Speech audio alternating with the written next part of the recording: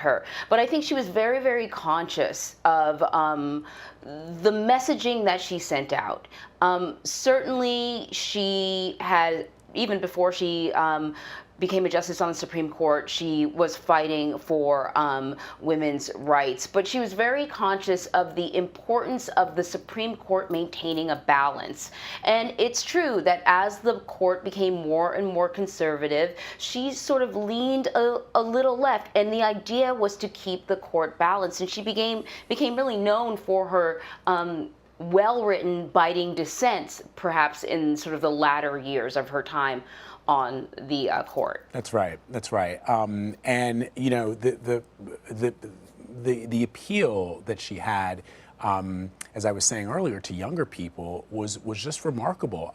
You know, you have little girls, and you've seen the images all week long, right? When the news of her death, of her passing, broke on last Friday, you saw people gathering at the Supreme Court bringing flowers, and you saw little children dressed up as Justice Ginsburg, wearing the robes and the collar, which I don't remember what it's called. There's probably a Latin word for it, but that indicated, of course, that they were dressing up as Justice Ginsburg. And I spoke to a young girl who was only 11, but when she was 8 years old, she dressed up as Justice Ginsburg on a day when her school had a superhero day. She decided to go as Justice Ginsburg. And it just sort of, again, gave you a sense of that appeal that she had for people, for women, for minorities. Of course, the famous dissent that she issued in a landmark decision of the U.S. Supreme Court, Shelby County versus Holder, that is sort of when she sort of blew up in 2013, really blew up, where people really all across this country became aware of who she was and her sort of legal brilliance. And so here we are today remembering Justice Ginsburg as we see this honor guard preparing to receive her casket, where she will lie in state in the Capitol Rotunda, the first Jewish woman to do so. Yeah, and of course, as we all know by now, COVID-19 protocols are firmly in place. There will be a formal ceremony that will be invite only initially, and as we mentioned, separate groups will be allowed to pay their respects. We heard earlier that one of her favorite opera singers will be singing as well. Nancy Cordes told us that sort of little detail there, and she will eventually be buried at Arlington National Cemetery alongside her husband as well. And you know, it's funny that you would bring up, Vlad, the collar that you talked about. I have seen now so many different little items of clothing or knickknacks, or I mean, to get a sense of how she has kind of woven her way into the general culture beyond just sort of the legal nerds that are into, you know, what happens at the Supreme Court. I saw a company selling a sweater that the collar was embroidered to look like one of her collars. You know, little girls dressing up as her for Halloween. Her shadow is a long one. That's right. And it's more than the decisions because, you know, as I mentioned, in recent years, she was really on the dissent side of many of the landmark decisions that had to do with healthcare and immigration. But the spirit of her fight, I think, will continue to live long after, you know, many people have forgotten about some of these decisions at the Supreme Court level. No, you're absolutely right. And I think we can talk about some of those decisions and some of her jurisprudence by bringing in Ilya Shapiro to join us to talk about the life and the legacy of Justice Ginsburg. He is the director of the Robert A. Levy Center for Constitutional Studies at the Cato Institute. Ilya, we were just talking about the significance of Justice Ginsburg, just sort of in a pop culture, at a pop culture level. But when we look back at her legacy and we think about some of her writings on the law, and how she changed, or at least attempted to change, the laws to support those who perhaps did not have the rights or who were the downtrodden. I mean, there were a couple of things that stick out to me.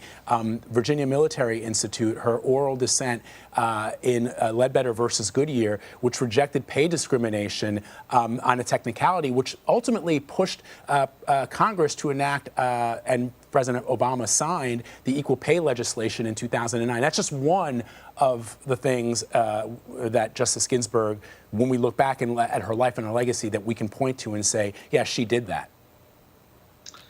Yeah, and much like someone that she's been compared to quite a bit, Thurgood Marshall, and what he did for the civil rights movement, she was already quite accomplished. She'd already moved the law significantly by the time she joined the court when she was 60 in 1993, in that the strategic litigation that she pursued to knock down barriers to equality between the genders, often using men as her clients to attack gender stereotypes that had been embedded in the law. Once she joined the court, for the first little while, there weren't groundbreaking gender discrimination cases to be had. There were a few here and there, and you mentioned Virginia versus U.S., the Virginia Military Institute case. That's probably her most famous majority opinion in 1996. But there were a lot of justices on the left side of the bench. John Paul Stevens was probably the leader for a long time. And when he retired in a decade ago, in 2010, that's when she really came to the fore. That's when she began her iconic status. It's really in this last 10 years. That's when you started having the dolls and the jabot, the neck doilies, and the Saturday Night Live skits and all of that, which parallels a lot of her dissents that she issued during that time. The Ledbetter one that you mentioned, and that, by the way, is how government should work. If there's a statute that Congress doesn't like how Supreme Court ruled on it, they should pass a new statute. That should happen much more often than what we've been seeing, as well as in other controversies. You mentioned, or Anne-Marie mentioned, the Obamacare case, NFIB versus Sebelius, where she had a big partial dissent. Trump versus Hawaii, the travel ban case. In the last few years, she's even been more, there have been a lot of 7-2 decisions, and it's Ginsburg and Sotomayor on the left flank. So she has always been true to her principles that way, as well as other cases that were more heterodox, where it would be Ginsburg and Scalia together. A lot of parallels in this ceremony that we're watching now to what happened just over 4 years ago after the passing of Justice Scalia, a lion of the right and good friends with this lion of the left on the Supreme Court. That story, the Scalia-Ginsburg friendship, transcending any professional differences, is a big and useful one in this divided time for our country. Yep. That is so true, Ilya. A lot of parallels when we look at the fight to replace her, but we will get to that in time. I want to ask you about her feeling and philosophy about the role of the court and her role on the court. I had mentioned that some observers felt that she had leaned further left as the court became further right, because there was an awareness that the court needs to be balanced, that it needs to appear balanced to the country, and it needs to appear not only balanced, but separated from some of the other more passionate, emotional, partisan arguments, that it should appear to the rest of the nation as sort of in a bit of a bubble. Can you talk to me about how she felt about the court and its role? Well, kind of thinking strategically about the court's institutional reputation, that's really something that the Chief Justice does a lot more, whether Roberts or Rehnquist before. I don't see inconsistencies or movement in Ginsburg's on the court. The nature of the docket, the mix of cases that the court takes up, may mean that at a certain point there are more cases, as has been proven the last decade, where the more progressive justices are as a block in dissent, which makes it look like she's more to the left. But I'd say that she's been very consistent across her career. And that, I should add, is not just in these high-profile culture war, civil rights cases. She's an expert on civil procedure and on certain technical aspects of the law. I mean, her first book was on civil procedure in Sweden, when she had a hard time breaking into the legal academy in America, in part because of her gender. She went to Sweden for a year and studied that country. So she was meticulous and was very sharp on the technical aspects of the law, which obviously don't get coverage, but are very important in terms of how the courts run, access to the judicial process, and all of these sorts of things. Ilya, we were talking about how the notorious RBG entered into our popular lexicon. And if I had to track it, and you can correct me if I'm wrong, I would say that it probably came about in 2013 through her dissent in the Shelby County versus Holder, which is the 2013 decision that fundamentally changed the Voting Rights Act of 1965. Strikes me as that is when she sort of captured the imagination of a new generation. She had admirers from all over who praised. I think what people found just uplifting was her fierceness in her dissent. Take our viewers through that dissent and why that case in particular seemed to catapult her from just another associate justice to a legend. Well, that's as good a point as any to point to in her iconography or growth into something more than simply a justice. It was actually there were several dissents. I mean, we talked about Ledbetter, the pay discrimination case. The Obamacare case was the year before that. Shelby County. So this was a case where, and I should, in the interest of full disclosure, say that I filed a brief on the other side and have written in support of the majority opinion in that case. But when the court disabled the what's called the coverage formula that made certain states and other jurisdictions apply different standards or have to get cleared with the federal Justice Department in Washington when they changed election regulations. She dissented from that and said that just because the coverage formula may not be so exact, we can't remove it. We have to maintain those rules. And I think, Vlad, we should actually pause now. It looks like her casket is being removed from the hearse.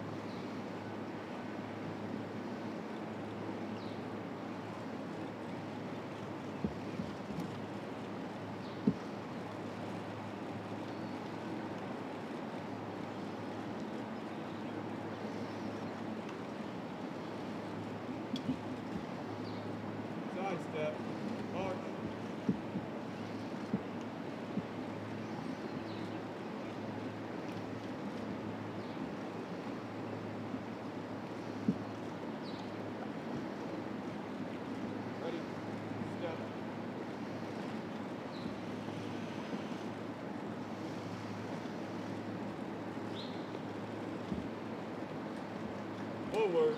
Hold.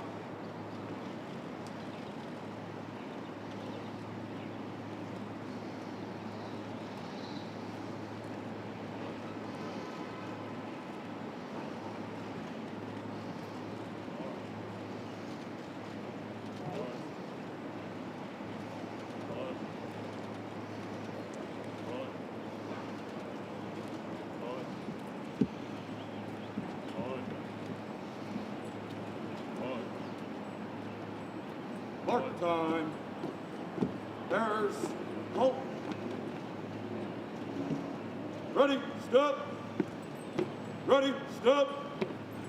Ready, step. Ready, step. Ready, step. Ready, step. Ready, step.